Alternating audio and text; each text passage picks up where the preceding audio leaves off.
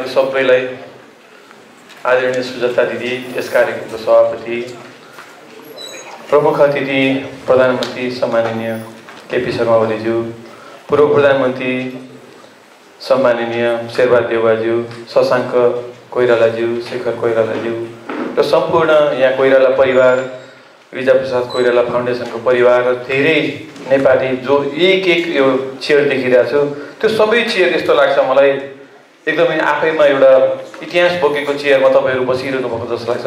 तपाईँहरू सबैलाई नमस्कार छ। यहाँ प्राध्यापक देखिरहेको छु, डाक्टर देखिरहेको छु, विभिन्न कूटनीतिक क्षेत्रको मान्छेहरू देखिरहेको छु, मन्त्री पनि हुनुहुन्छ यहाँ, पर्यटन मन्त्री, सबै मलाई त यस्तो लाग्छ मान्छेको किताब लेखिरहँदा, पढिरहँदा, सुनिरहँदा, यो 12 वर्षदेखि मान्छेको पछाडि लागिरहँदा हरेक मान्छे एउटा अवतार रहेछ, त्यो केही न केहीको अवतार भएर पृथ्वीमा हुँदैछ जस्तो लाग्छ।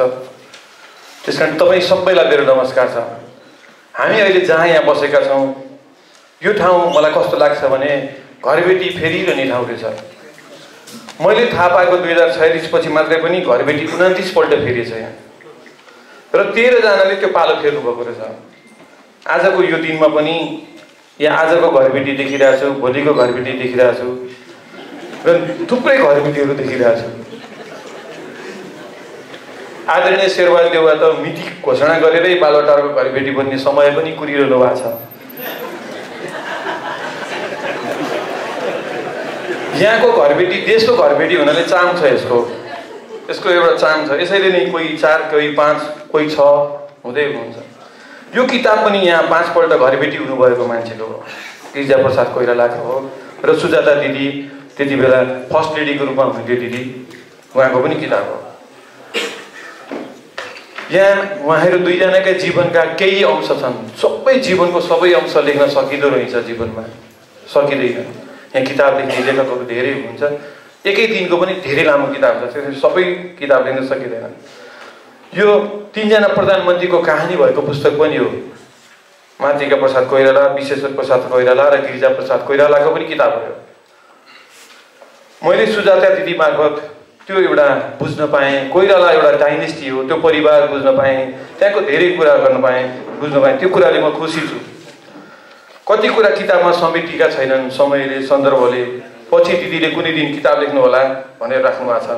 यसमा दिदीले हिँडेको बाटो, भएका जीवनहरू बढी छन्।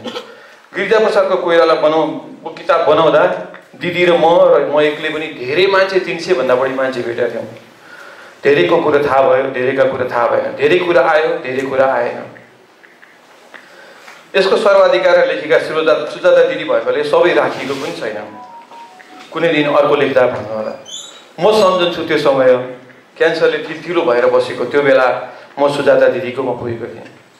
उहाँ कथा भन्दा रुनुहुन्थ्यो, हाँस्नुहुन्थ्यो, चिटचिटाहट बढी थियो किनभने शरीरमा रोग थियो।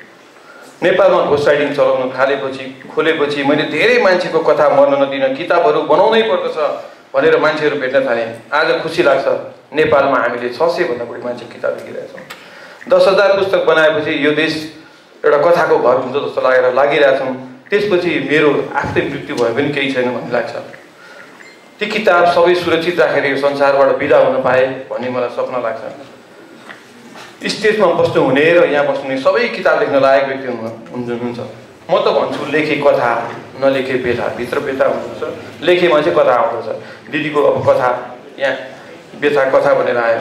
हरेक मान्छे नलेखेको पुस्तक हो। फुलको कथा हुन्छ, हेर्नुहोस्, जुनको कथा हुन्छ, हिमालको कथा हुन्छ, घामको कथा हुन्छ। मान्छेको त एकछिनको लागि आउने उसको लेख्नुपर्छ भन्ने लाग्छ। त्यसकारण यो संसारको सुन्दर फुल मान्छेको कथा बनाउनै पर्छ। यही लागेर म मान्छे भेट्न हिँडिरहेछु। मान्छेभित्रको हार्दिकता, क्षमा, करुणा, माया, प्रेम कति मान्छेमा देख्दिनँ म। अनि मलाई लाग्छ मान्छे त मान्छे नभइकन मर्दैछ यो धरतीबाट, त्यस्तो पनि लाग्छ। धेरै मान्छे नबनी कथा नलेखी धुवा भएको देख्दा मलाई नरमाइलो लाग्छ। यस्तो गजब छ यो मान्छेहरू, एकदम अनौठो, एकदम रोचक, एकदम अप्रत्याशित, एकदम आश्चर्यजनक। अझै भिभिआइपी र भिआइपीको त कति कथाहरू, सामान्य मान्छेको त त्यति कथा हुँदैन। त्यसैले लेख्नै पर्दछ मान्छेले भन्ने लाग्छ। यस्तैमा म एक दिन आदरणीय शेरबहादुर दाईको पनि पुगेको थिएँ एक जमानामा। उहाँको आफ्नै प्रकारको प्राकृतिक स्वभाव छ। दाईलाई भने किताब लेख्न पर्छ, उहाँले भने किन चाहियो मेरो किताब, मलाई चाहिएको छैन, तपाईँलाई किन चाहियो? अनि त्यहाँ उहाँको साथी केशव जोशीले लिएर जानुभएको थियो उहाँको परिवारको। केशवजीले यसो हेरेर त भागिसक्नुहुन्छ दाइदेखि गएर छैन केशवजी त। त्यस कारण तै पनि भन्छु उहाँ एउटा अब 6 पटक प्रधानमन्त्री हुँदैछ, लेख्नुपर्छ किताब। उहाँको चाहिँ थाँती नरहोस्, किताब लेख्नुहोस्। किनभने त्यही दिन केशव जोशीले मलाई भन्नुभएको थियो सुदूरपश्चिममा टिका लाउँदा शेरबहादुर देउवा जस्तो भएस् भनेर भन्छ मान्छेले। त्यो मान्छेको नि किताब आओस् चाँडै। आदरणीय प्रधानमन्त्रीज्यूले त मलाई पारिवारिक रूपमै माया गर्नुहुन्छ। मेरो छोरी सिमलले समेत केपी बा के गर्दै हुनुहुन्छ होला भन्छे। उहाँको पनि किताब आउँदैछ, यो कुराले खुसी लाग्छ। शेखर दाई, शशाङ्क दाई एउटा इतिहास भएको विरासत भएको परिवार हो। उहाँहरूको नि एकै दिनको पनि एउटा ठुलो किताब हुन्छ। त्यस कारण दाईहरूको पनि किताब आउनुपर्छ। यहाँका रोचक रसिक रमाइला कहानी लेखौँला भन्दै ला भइगो जा नहोस्, लेख्नुहोस् भन्ने लाग्छ मलाई। खुसी लागेको छ आज यो ऐतिहासिक र गरिमाय दिन 2 पूर्व प्रधानमन्त्रीहरू परिवारका छोराछोरीहरू बसेर आदरणीय गिरिजाप्रसाद कोइरालाको र सुजाता दिदीको किताब आउँदा स्वर्गबाट हेरेर अरू प्रधानमन्त्रीहरू पनि हाँसिरहनु भएको होला, आशीर्वाद दिइरहनु भयो होला। किताब निकाल्नु भएकोमा दिदीलाई एकदमै बधाई छ, शुभकामना छ। यत्रो मान्छे भेटेपछि धेरै मान्छेका किताब लेखेपछि मलाई लाग्न थालेछ प्राय मान्छेहरू त कानले पो बाँध्दो रहेछ। तपाईँ जस्तो मान्छे त यो धरतीमा कहाँ छ र भनेपछि खुसी हुने मुसु सँगसँगै तपाईँको नि कुरा गर्नु भनेपछि त्यो त कहाँ पनि त्यसपछि भेटै नहुँ। त्यस्तो त्यो मान्छेहरू बढी मैले कानले बाँचेको देखिरहेको छु। त्यो हेर्न सत्य हो चाहिँ कान चाहिँ असत्य हुँदो रहेछ।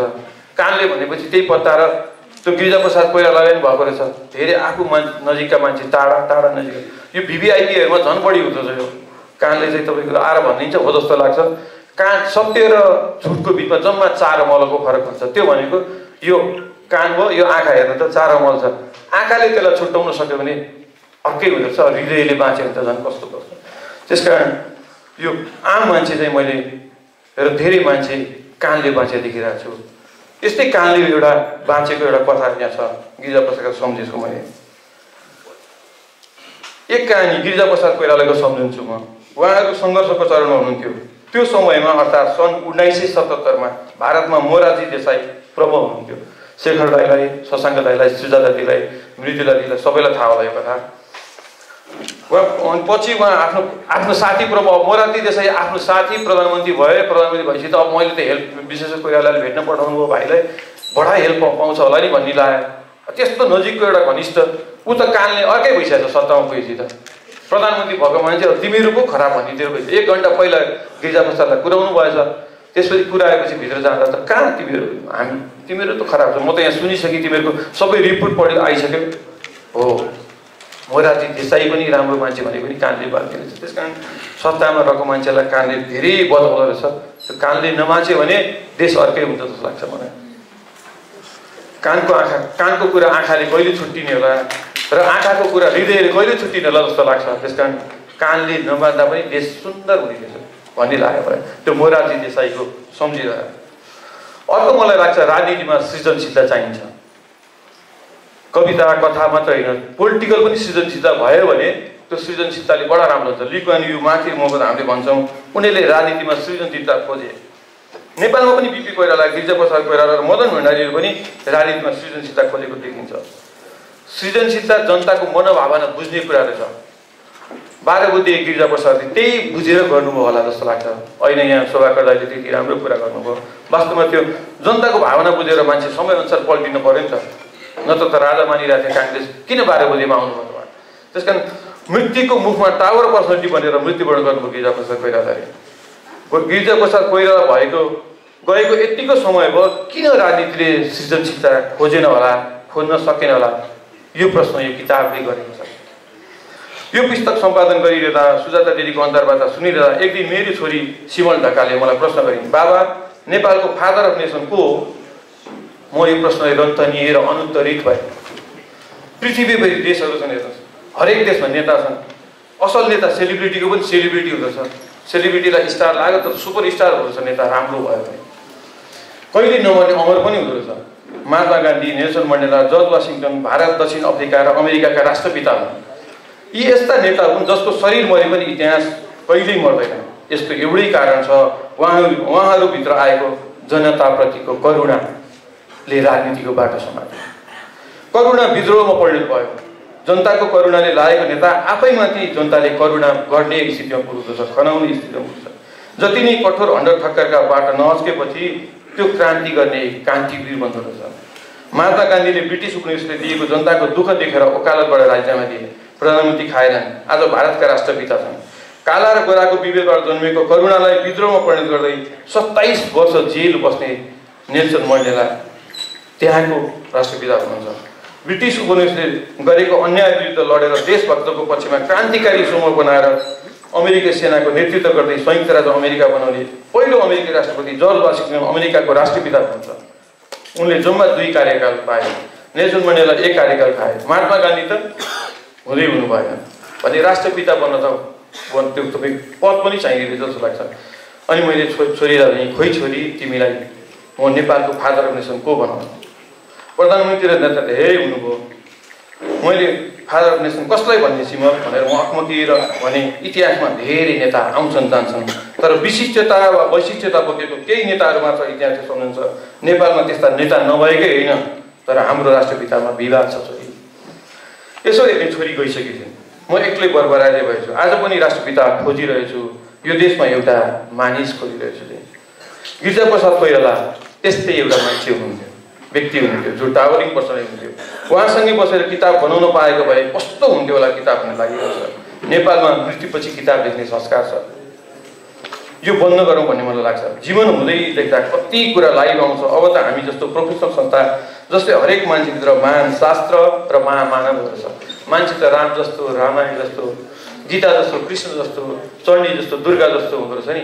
मान्छेभित्र महामानव पनि हुँदो रहेछ, महान शास्त्र पनि हुँदो रहेछ।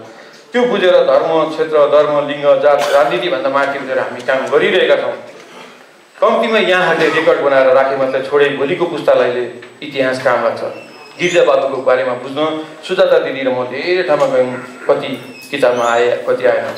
यो किताब दिदीको आफ्नो कथा पनि हो, उहाँको आफ्नै कहानी लाइभ छ हेर्नुहोस्, किन उहाँ जीवित हुनुहुन्छ, गिरिजा बाबु जीवित हुनुहुन्छ। जस्तो दिदी चाहिँ त्यहाँ फिल्मी शैलीमा भारत गएको कथा यस्तो लाग्छ मलाई त बडा। तपाईँलाई एकछिनपछि किताब हातमा आउँछ अहिले भर्खर लोकार्पण भन्नुभयो, उहाँ फिल्मी शैलीमा भारत पुग्नुभयो। त्यति बेला 2061 माघ 19 लागेपछि देश के थियो भन्ने कुरो त्यो यो किताबमा छ, तपाईँ पढ्नु होला। सुजाता दिदीको बारेमा भएको भन पनि धेरै चिजहरूले मान्छेलाई सुजाता दिदीको बारेमा एउटा भ्रम छ। मैले दिदीको चाकडी गरेर लिनु केही पनि छैन, जान्नु केही पनि छैन, तर मलाई के लाग्छ भने मान्छे हरेक मान्छे असल पनि हुन्छ, खराब पनि हुन्छ, त्यो समय परिस्थिति अनुसार मात्रै चेन्ज हुने जस्तो लाग्छ। मैले यो किताब बनाइरहँदा दिदीको धेरै माया लाग्यो, दिदीको धेरै सम्मान पनि लाग्यो। सुजाता दिदीको लेखन कुञ्जबाट धेरै किताबहरू पढ्दा लेख्दा भेट्दा मान्छेभित्र करुण रस पैदा हुन्छ। मान्छे भेटिरहँदा करुण रस आउँदछ। सुजाता दिदी भेटेपछि, कुरा सुनेपछि मभित्र उहाँप्रति करुण रस पैदा भएको छ। उहाँको निजी जीवन सङ्घर्षबारे धेरै कमलाई थाहा छ। मैले केही प्राप्त गर्नु पनि छैन दिदीसँग, तर भन्छु यो किताबले उहाँप्रतिको चिनाइ र बुझाइ फरक पाउँछ। चर्चा र प्रसिद्धिभन्दा फरकको जीवन देखिन्छ। सायद संसारकै नमुना काम गर्ने मान्छे सुजाता दिदी होला, किनभने बाबुको र आमाको नाममा फाउन्डेसन बनाउँछ। त्यो एउटा अनौठो कुरो हो दिदीले गरिरहेको, त्यो हामीले मूल्याङ्कनै गरिरहेको छैनौँ। सुषमा कोइराला, गिरिजाप्रसाद कोइराला दुईटै फाउन्डेसन छन्, त्यसले यति राम्रो सुन्दर काम गरेछ। त्यो दिदीको कामलाई ग्रहणयोग्य भइरहेको छैन जस्तो लाग्छ मलाई। उहाँ राजनीतिमा लागि, मलाई सुजाता दिदी राजनीतिको लागि चाहिँ जन्मिया होइन जस्तो लाग्छ। हुन त उप प्रधानमन्त्री हुनुहुन्छ, परराष्ट्र मन्त्री हुनुभयो, त्यस्तो लाग्छ मलाई। समाजसेवा र आर्टमा लागेको भए दिदीले धेरै खुसी र सुखी जीवन बिताउनुहुन्थ्यो। सुजाता दिदीको भित्री पाटो नबुझेको र नसुनेका कारण मान्छेहरू उहाँको बारेमा भ्रम फैलाउँछन्। सिङ्गो परिवारमै जेलमा छ कोइराला परिवारको। आज कोइराला परिवारको शीर्ष तेस्रो पुस्ताका नेता 3 जना हुनुहुन्छ यहाँ, उहाँहरूको त परिवारै जेलमा क्या। यो त अचम्म एउटा इतिहास भएको परिवार रहेछ। स्कुलमा प्रे गर्दा पनि मेरो बुबा जेलमा हुनुहुन्छ, निकालिदिनुहोस् भगवान् भन्ने सुजाता दिदीले बच्चादेखि आमा बुबासँग बस्नु पाउनु भएन। जुन उमेरमा आमा चाहिन्छ केटीलाई त्यही उमेरमा आमा गुमाउनु भयो। हतारमा विवाह भयो र परदेशमा जानुभयो। बच्चाहरू भए नेपाल आएर समाजसेवा र राजनीतिमा लाग्दा दुश्मन धेरै कमाउनु भयो। राजनीतिमा बुबा चाहिने बेलामा बुबाको मृत्यु हो, शरीर चाहिने बेलामा शरीरमा क्यान्सर हो। अब भन्नु सुजाता दिदी सुखी मान्छे हो त, खुसी मान्छे हो त? यसो हेर्छु जीवनमा त सुख नै कहाँ रहेछ त उहाँको सुजाता दिदीमा। नेपालमा उप प्रधानमन्त्री हुनु र गिरिजाप्रसादको छोरी हुनु सुख भन्दा हो, नत्र आम मान्छे भन्दा मलाई त दुःखी लाग्यो। यही हुनुहुन्छ दिदी, सुखी लागेको छैन, तर आँटमा लागेको भए असाध्यै राम्रो गर्नुहुन्थ्यो भन्ने लाग्छ मलाई। बुबाको मृत्युले दिमाग दुखाइरहेको बेला, क्यान्सरले शरीर दुखाइरहेको बेला, आफन्त र आफनाको व्यवहारले मन दुखाएको बेला म पुगेको थिएँ। रुँदै उहाँ एउटै कुरा दोहोऱ्याउनुहुन्थ्यो, म सुनिरहन्थेँ। आज पनि उही, भोलि पनि उही कथा भन्नुहुन्थ्यो। कथा भन्नु र किताब लेख्नु खेराकी पनि हो। त्यसैले हामी श्रुतिमय कथामा छौँ, हामी श्रुति परम्परा छ। हामीलाई हजुरबाहरूले हाम्रो कथा सुनाइरहेको छ, तर लेख्ने चलन छैन। आज पुस्तक बनेर आयो, मान्छे र पुस्तक उस्तै लाग्छ, भुल जीवनमा भइरहन्छ, किताबमा पनि कमजोरी भइरहन्छ। यसमा धेरै त्रुटि कमजोरी छन्, छुटेका छन्। 190 घन्टाभन्दा बढी रेकर्डको यो सानो पुस्तक छ। चाँडै धेरै लेख्नुहोला, दिदीलाई शुभकामना छ। एक कहानी दस्तावेज बनेर आएको यो दिनमा यहाँहरू सबै उपस्थित हुनुभयो, यहाँलाई पनि शुभकामना छ। आदरणीय सुजाता दिदी, सम्माननीय प्रधानमन्त्री केपी शर्मा ओलीज्यू, आदरणीय पूर्व प्रधानमन्त्री शेरबहादुर देउवाज्यू, शेखर कोइरालाज्यू, शशाङ्क कोइरालाज्यू लगायत सबैलाई वेदमा एउटा मन्त्र छ, जीवेम सर्वम शतम, पश्येम सर्वम शतम, बुद्धेम सर्वम शतम, रोहेम सर्वम शतम, कुशेम सर्वम शतम, भवेम सर्वम शतम, भुवेम सर्वम शतम, भुवेशी सर्वम। अर्थात् यी 8 वटा मन्त्रहरू जसले के भन्छ भने तपाईँहरू 100 वर्ष बाँच्नुहोस्, हामी हेरिरहन पाऊँ, तपाईँ बाँच्नुहोस्, तपाईँका आँखाहरू बाँचुन्, तपाईँका कानहरू बाँचुन्, तपाईँका नाकहरू बाँचुन्, पाचन प्रणाली बाँचोस् र तपाईँको कृति पनि बाँचोस्। यहाँहरू सबैलाई शुभकामना र विशेष उहाँहरूलाई शुभकामना। तपाईँहरू सबै उपस्थित हुनुभयो, यो एउटा ऐतिहासिक दिन भएको तपाईँको कारणले बोल्न पाएँ। Thank you very much. नमस्कार।